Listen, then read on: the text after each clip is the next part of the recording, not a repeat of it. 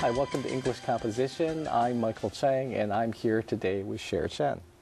各位同学，大家好，欢迎回来英文作文课程，我是 Cher。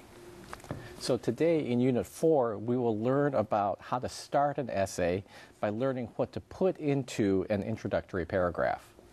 好，在这个单元之中呢，我们将借由学习该如何撰写开头的引言段落，来了解怎么样才能够写作一篇短文。Right, so my favorite relative from Unit 3 was the first essay that was introduced to you in this composition course. So it has 3 body paragraphs in the middle of the essay that were similar in form to the paragraphs that you wrote in the first semester of this course. However, the first paragraph and the last paragraph of that essay were quite different. 好，我们在在第3个单元之中，我们曾经看过我最喜欢的亲戚这篇文章。那这是这一堂作文课所看到的第一篇所谓的短文哦。那其中这是3个主体段落的形式，和第一个学期写作过的练习是非常的相似的。不过，也许各位同学会发现，第一段和最后一段的却是大大的不相同哦。And that's because these 2 paragraphs have special roles. And so the first paragraph of an essay is like an expansion of the topic sentence of a paragraph, and the last paragraph of an essay is like an expansion of the concluding sentence in an essay. 好，那这是因为呢，在这2个段落中在短文里面各有它特殊的作用。像第一个段落就是段落中所谓的主题句它的延伸，那最后一个段落呢，则像是一般的段落中最后一句结尾句的延伸。And so today we are going to take a closer look at the introductory paragraph. 好，我们今天呢会在这个单元之中，我们来看看所谓的开头引言的介绍段落。All right, now for a basic introductory paragraph, we have 4 goals to accomplish. 好，对于一个单纯的这个开头引言来说呢，我们有4个要达成的目标。All right, and these goals are 1, to help your reader understand the topic of the essay. 好，第一点，帮助读者能够了解本文的主题。2, to tell your exact position on the topic of the essay. 好，第2点，表明你对这个主题清楚的立场。3, to preview or outline the essay. 第3点，提示全文或是呈现这篇文章的大纲。And 4, to attract your readers. 第4点，去吸引读者的注意力。All right, so now let's explain these ideas in greater detail.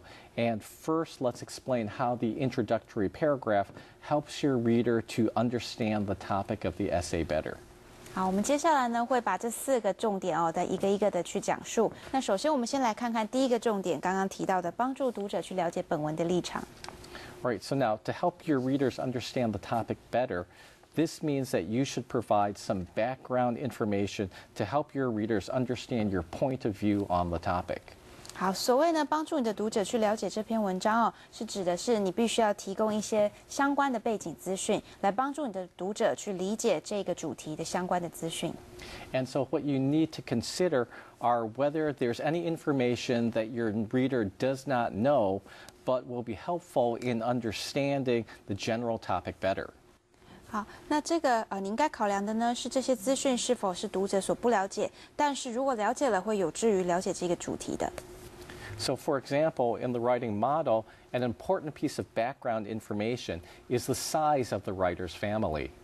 好，举例来说呢，在我们这个写作范例这篇文章里头，非常重要的关于的背景资讯呢，应该是讲到这个作者他家里家庭的大小。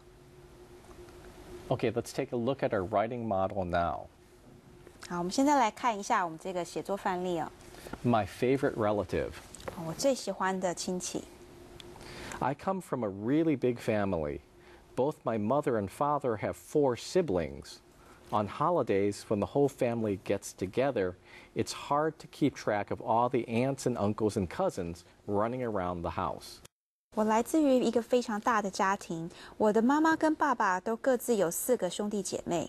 到假日的时候，整个家庭都会聚集在一起那会变得非常困难去分辨每一个阿姨、叔叔，甚至是表哥表姐、堂哥堂姐们。But among all my relatives, there is one that really stands out. My Uncle William. He is a very unusual man. 但是在这众多的亲戚之中，只有一个是特别突出的，就是我的威廉叔叔。他是一个非常不一样的人。All right, so now let's examine some of the background material that we see at the beginning of this paragraph. 好，接下来我们来根据这个写作的范例，我们来看一看他使用的一些方式。And so we can see this introductory paragraph gives information on the size of the writer's family, and we find out that the writer has 8 aunts or uncles and that there are many cousins. 好，我们在这个写作范例中，我们发现他提供了关于这个作者家庭的人口多少的资讯。那我们会发现，这个作者他本身总共有8个阿姨及叔叔，还有很多的表哥表姐、堂哥堂姐们。All right, and so this phrase, "it's hard to keep track of," shows that there are so many relatives on holidays that it can get confusing. 好，所以在这个地方，这个句子提到说很难去认识这其中每一个人哦。那这地方呢，当然就显示出来说有多少的亲戚了。And so this background material is helpful because if the readers know that the author comes from a very large family, they will understand that Uncle William is even more special because he stands out, even if he's in a large group of people. 好，我们在这个地方呢，这个背景资讯之所以非常重要哦，是因为如果说我们知道读者知道作者有这么多的亲戚那他们就更容易去明白说为什么威廉叔叔在这是显得非常的特别，因为在这么多为数众多的人里面呢，还是只有威廉叔叔是独自是这样子凸显出来的。All right, now another way to help your readers understand a topic better is to give information about what is already known about that topic. 好，另外一种能够帮助读者去明白这个主题的办法呢，是提供一些本来就应该知道的资讯。And so, for example, if you wanted to write a paper about a special type of animal communication, you could start by explaining some of the key information or the key history of the field or some of the key discoveries in the field. 好，举例来说呢，如果你现在想要写一篇关于动物沟通的文章你可以在文章的一开始先解释一下这个领域的一些相关的历史背景以及一些主要的发现。Right, and so now we are going to look at an introductory paragraph that shows what is already known about a topic. 好，我们接下来来看一个例子这个例子呢就会告诉我们说，怎么样叫做说先提供一些所谓已经知道的资讯。And so we can see this paragraph on page 52 of your textbook. 好，以下我们会看到这个例子呢，在您的课本上52页。And so as we look at this, we're not going to read it right now, but Cheryl will just explain what this paragraph is talking about. 好，我们现在这个段落呢，我先为各位同学简介一下这段落在讲什么他提到的是说，长期以来人类一直被认为是唯一一个会使用语言的物种。那人们会觉得动物们他们的所谓的沟通其实只是一种对声音的反应，而并不是真正的试图要传达有意义的想法。比如说呢，当我们有时候会看到有鸟当它碰见那个老鹰的时候，它就会发出一些怪叫声。然后因为它的叫声很奇怪，所以会引得其他的鸟跟着一起飞走。但事实上呢，根据研究，我们会发现说，这个叫声并不是只是因为这只鸟感觉到很害怕，它受到惊吓，所以才会发出叫声，并不是因为说它想要试图去叫它的同伴说赶快走啊，赶快走啊。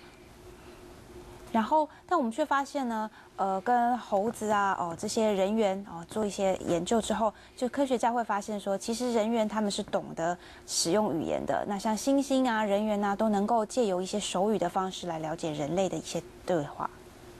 Right, so now we can see that in this paragraph, there's lots of information about some of the past views that scientists had about how animals communicated. 好，我们从这段落中会发现它提供了一些这个过去的看法关于人们怎么样去思考说，那动物会不会对话的这些看法。And now by understanding this past view, we can understand how the ways that apes use language is different and unique. 好，我们借由了解这些过去的一些看法呢，我们就会知道为什么这些猿猴他们会懂得会去对话是多么的特别了。Right, now a third way that you can help your readers understand a topic better is by giving information on the different sides of an issue. And so, for example, you could explain some of the arguments on the opposing side before you explain your position on an issue. 好，第三点呢，你可以借由提供关于主题另外一个方面的论述来帮助你的读者去了解这个主题。比如说呢，在你开始解释你对于本主题的看法之前，你可以先解释一些相反立场的看法。All right, so now let's take a look at an introductory paragraph that has the different sides of an issue. 好，我们接下来看一个例子这例子就可以显示出什么叫做借由另一方面的论述来帮助了解主题。Some people believe that the world would be better off without automobiles. 有些人相信这世界没有汽车的话会变得更好。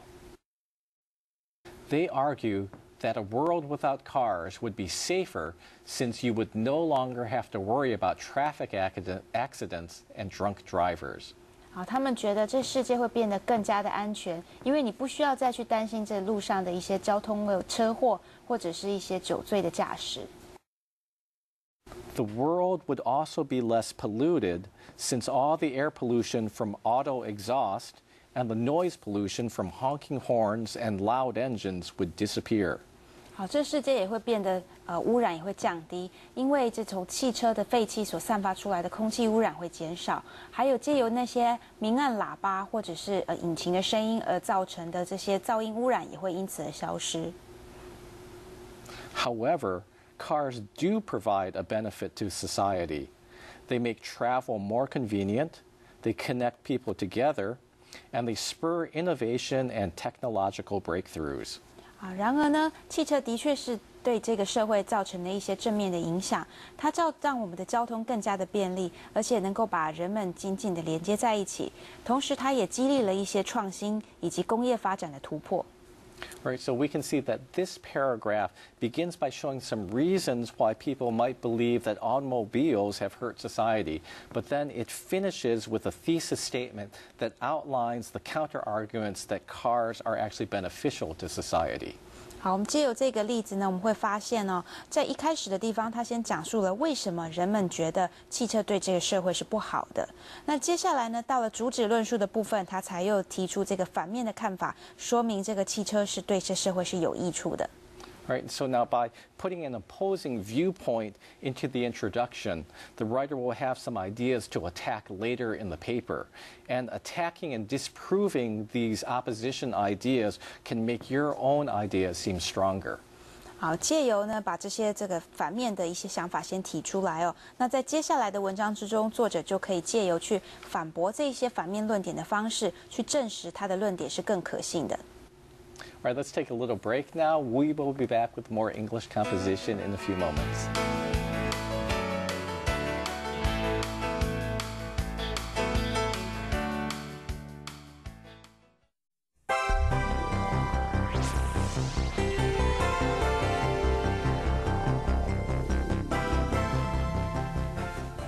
Welcome back. Now let's talk about the second and third goals that we want to accomplish with our introductory paragraph. 好，欢迎各位同学又回来。我们现在要继续往下看来看看第二个跟第三个我们要达成的目标。Right, our second goal is to tell our exact position on the topic of the essay. 好，我们的第二个目标呢是要表明我们对这个主题的立场。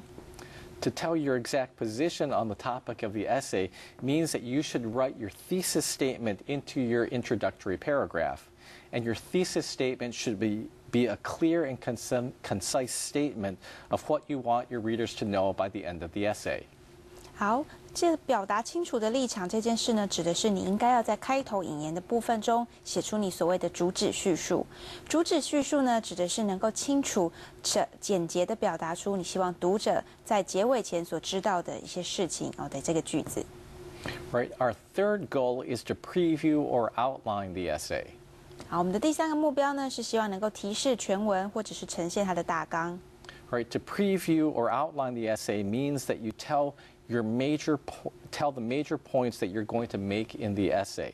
And this is like a very brief summary of what is in the rest of the essay. And this preview has three purposes. 好，我们说这个提示全文的部分指的是你会说出短文中将会出现的一些重点那就像是非常简短的摘要一样你要说出来这篇文章其他的段落会提到的一些事项。这样的提示呢，会包括以下的3个作用。All right. The first is that it helps you to organize the essay. 好，第一个重点能够帮助你去组织这篇短文。So the body paragraphs of your essay should follow in the same order as the ideas that are previewed in your introductory paragraph. And so this keeps you on track as you write the rest of your essay. 好，第一点这个部分呢，帮助组织你的短文哦，指的是说每一个主体段落出现的顺序应该和第一个开头段落里头所提示的是一样的，这能够帮助你掌握文中其他段落的进度。Second, it gives prior knowledge about your topic to your reader.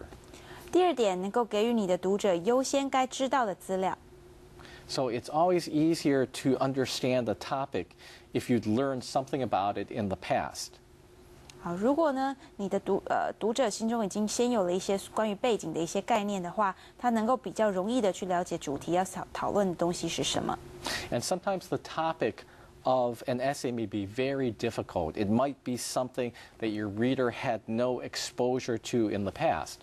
But if you preview all the major points that you're going to make in your introduction, it gives your readers just a little bit of help in understanding what's going to come up in the body of your essay. 好，有时候你这个短文的主题可能会相当的艰涩哦，可能是读者过去从来没有接触过的。那如果你在开头的这个引言段落之中呢，先提示这些读者哦一些关于短文中相关主题的一些背景资讯，就有助于读者在接下来的文章之中去理解。All right, so now let's talk about the third purpose for putting a preview in your thesis statement, and that's so that your readers can judge if your essay is relevant. 好，那我们接下来看一下，如果说在你的首段的这个段落中提出了所谓的先提示全文的方式呢，就可以帮助你的读者去判断接下来的文章中是不是有相关。Right, so sometimes people are looking for specific information when they read an essay or a report, and having a preview of the main ideas of your essay helps these people to judge whether they should take the time to read the rest of your essay. 有些时候呢，读者会去阅读你的文章，是为了要得到一些资讯。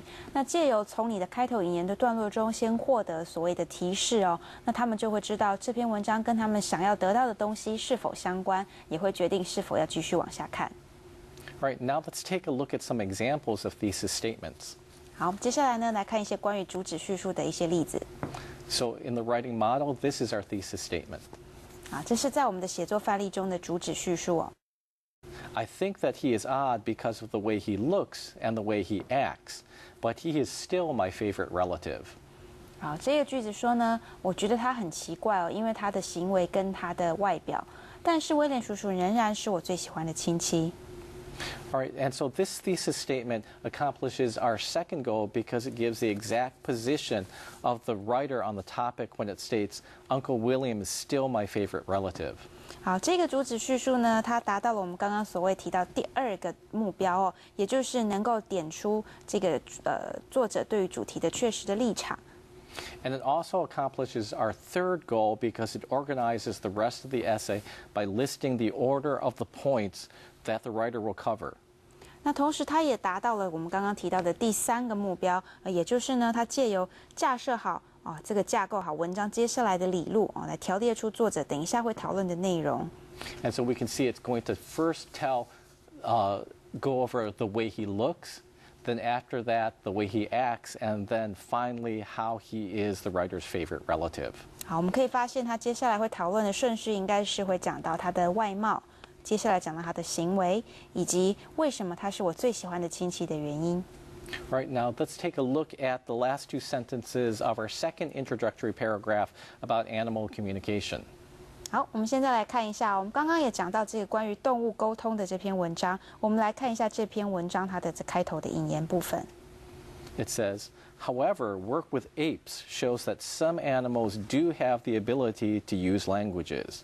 Chimpanzees and gorillas have the ability to comprehend human speech and communicate through sign languages. 好，我们会发现呢，这个人猿呢，他们也会表现出来，他们具有能够使用语言的能力，像是猿类这个猴子或者是猩猩他们都有能力去理解人类的语言，以及他们可以利用这个手语的方式来进行沟通。And so we can see that these sentences also accomplish our second and third goals for an introductory paragraph. 我们会发现呢，这个段落也达成我们刚刚所谓的第2个及第3个的目标。And so the phrase, some animals do have the ability to use language, shows the writer's exact position on the topic of animal communication. 好，我们看到这个句子说，有一些动物它的确是具有能力可以使用语言。这句话呢，就表达了作者他明确的立场。And then the last sentence shows that the essay will have 2 body paragraphs. 好，那最后一个句子则点出来，我们这篇短文呢会有2个这个主体段落。And so the first body paragraph will be about how chimpanzees and gorillas can comprehend human speech. And the second body paragraph will be about how they can communicate through sign language. 好，我们可以预想到，第一个主体段落讲的会是这个猴子跟猩猩呢，他们是怎么样去了解人类的语言。那第2个主体段落则会去讨论他们是怎么样透过手语的方式来进行沟通的。All right, and then our last example paragraph about automobiles also shows the exact position of the writer. 好，我们刚刚看到的第3个这个写作范例哦，它也表现出来了这个作者很明确的立场。And so we can tell that the writer's viewpoint is that cars do benefit society. 我们可以很清楚的看到，作者觉得汽车的确是对社会是有助益的。And so then this allows us to quickly decide if we're interested in reading the rest of the essay. 那这一个句子呢，点出来之后，也可以决定哦，我们是否能够快速的把这篇文章看完。And so then also in addition, the last sentence of the introductory paragraph tells us the writer's 3 major arguments. 好，那在接下来的文章之中呢，则点出了作者接下来会讲到的3个主要的论点。And so we can see that this organizes the essay and it also previews what the writer's arguments are. 好，我们会发现呢，这样子一个主体段落，它既把它的这个立场点出来，那也把接下来会讨论的论点都点出来了。All right, let's take another break now. We will be back with more English composition momentarily.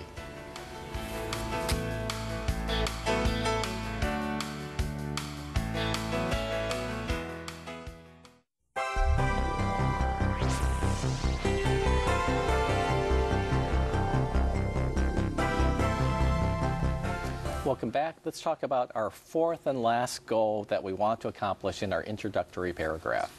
好，欢迎各位同学回来。我们现在讨论的是最后一个我们刚刚提到的第4点的目标。All right, and our 4th goal is to attract our readers. 好，我们刚刚讲到第4点的目标呢，就是要吸引读者的注意。All right, so now to attract your reader means that you want your readers to feel like your essay is interesting. 好，所谓的吸引读者的注意呢，也就是希望读者能够觉得文章是很有趣的。And so you want to say something that will motivate your readers to continue reading the rest of your essay. And so you need to consider what is important to the reader. 好，你希望呢能够使读者有这个动机哦，可以继续读你文章里头其他的段落。所以呢，你必须要想一想，什么是对读者来说是重要的。All right, for example, is there some important or controversial issue that your reader is interested in? 啊，比如说呢，有没有什么样主要这个重要的或具有争议性的话题，能够去吸引你的读者呢？ And so if there is, you can create interest in your readers by letting them know that you're going to give a comment or you're going to tell your opinion about that special topic. 如果有的话呢，你可以借由这个告诉读者说，我会在接下来的文章去讨论，提出我的看法，来吸引你的读者继续往下阅读。Or else you can create interest if there's some kind of special topic or there's something interesting, helpful, or unusual that you know about. 同时呢，另外一个方式是你可以去提供一些好玩的、有趣的或不寻常的事情。So then you can teach that to your readers. Or if you have a special relationship with your readers and you want to deepen that relationship, you can share something significant or some kind of personal experience that you have to let the readers know you better. 好，那你也可以呢，传授一些经验给读者所知道哦。或者你想更加深你跟读者之间的关系的话，你也大可以与读者去分享你一些本身特别的经验，让他们更加的了解你。All right, so now let's take a look at some strategies that you can use to attract attention in your introductory paragraph. 好，以下我们来看一些能够帮助你吸引读者注意的一些策略。All right, our first strategy is you can state a surprising fact or statistic. 好，第一点呢，你能够这个发表令人惊讶的事实或是数据。All right, our second strategy is you can use an anecdote. 好，第二点呢，指的是你可以加入一些名人的轶事哦，一些有趣的事迹。Another strategy is you can use a quotation or a proverb.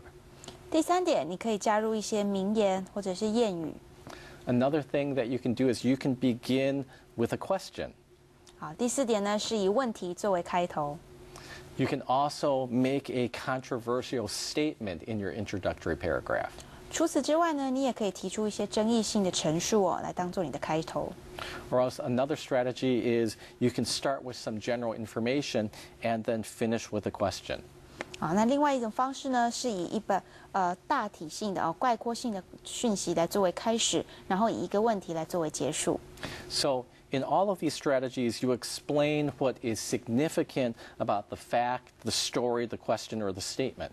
好，那在这些技巧之中呢，你当然还要解释这些事实啊、故事啊、问题啊，甚或是陈述它的重要性。And so then this will lead into your thesis statement, which should tell your viewpoint about the fact or the question or the statement. 那这样子做法呢，能够引导出你的主旨陈述哦，并且陈述出来你的观点。So now, in review, when you begin writing your introduction, the most basic strategy is to start with a general statement. You start with some information about the general background of the topic. 好，总结而言呢，当你开始撰出最初的这个引言的时候呢，最基本的技巧就是以一般概括性的陈述哦来作为开始，那再以一些这个关于主题的背景资讯呢来作为这个补充。Right, and then the next sentence or sentences narrows down your topic into something smaller and more specific. 然后呢，再加入一些句子哦，来逐步缩小这主题的范围，让主题变得更加的具体而且明确。Then you state the thesis of your essay, and you will often combine your thesis statement with a preview of your essay. 好，那接下来呢，提出了这个文章的主旨哦。当然，你将主旨的陈述句提出来的时候，可以和全文的一些重点啊、一些提示来做一个连接。And so in this type of introduction, your thesis statement will appear at the end of your introductory paragraph, and you can see that the introductory paragraph in the writing model follows this sample. 啊，你会发现呢，在这一类型的引言之中哦，主旨的陈述将会出现在首段的最后面啊。那像我们写作范例中的例子呢，就是使用这个技巧。Okay, and finally, there are some mistakes to avoid. 哦，最后呢，还有一些重要的地方，请各位同学要避免呢。And so the first thing is, do not say too much in your introduction. 啊，第一点，在你的这个开头介绍的段落呢，不要写太多。